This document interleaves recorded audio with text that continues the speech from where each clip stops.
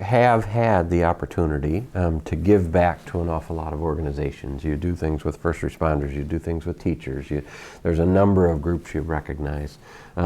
Why is that important to you?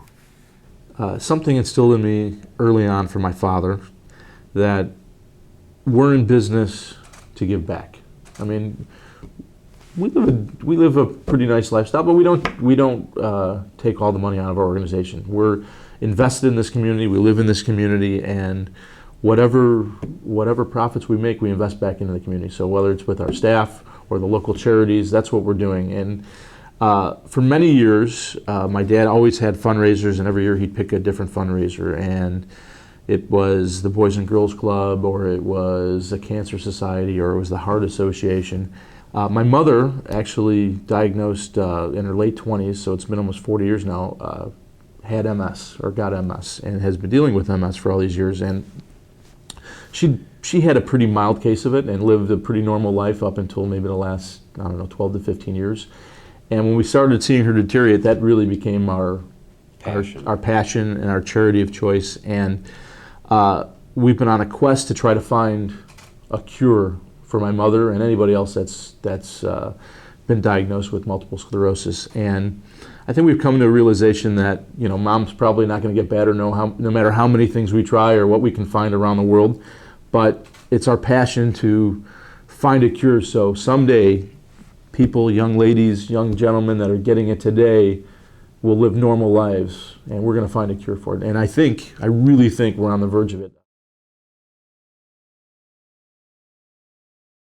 Tell me a little bit about the event. Coming up, there's an awful lot involved with it. There's sponsors, there's participants, there's silent auction items. Just describe a little bit of the event. I'm actually getting really excited as you're talking about it, because there's a few days of the year that are like my favorite days about, when we're doing something really good in the community.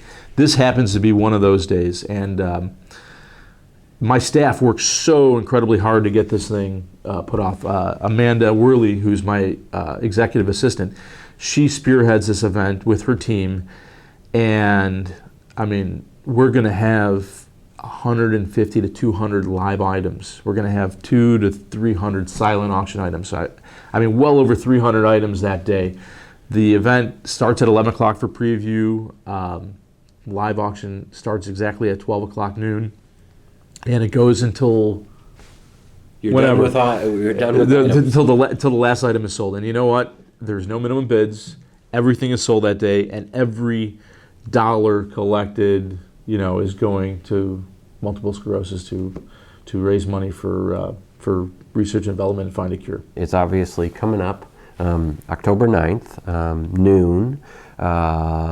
Last year, just to close it out, I think you generated over $250,000. Just shy of $250,000 last year. I think it was $238,000. I don't have the exact number in my head, but so excited. I mean, it was, and you can see the progression of this thing. When it started 13 years ago, I think the first year was 14 or 16,000, and then it went to 18,000, and then 22,000, and then we moved it to the Welcome Center, and man, we went over 100,000, and then 2 years ago we hit 180,000, and then last year we hit 238,000. And so this, you can see that this thing has grown, and it's so amazing how others have adopted this as their charity too, and they feel a connection with the Halpern family and the Alberts Jewelers family, and just touches my father, myself, the rest of my family, all my employees, on how this has really come. And our goal, I hope we hit the 250 or more number this year. And I can tell you, lifetime to date, we're over $1 million. And the next goal is $2 million. And really, the next goal is to find a cure. And I think we're on the verge of it with everybody's help.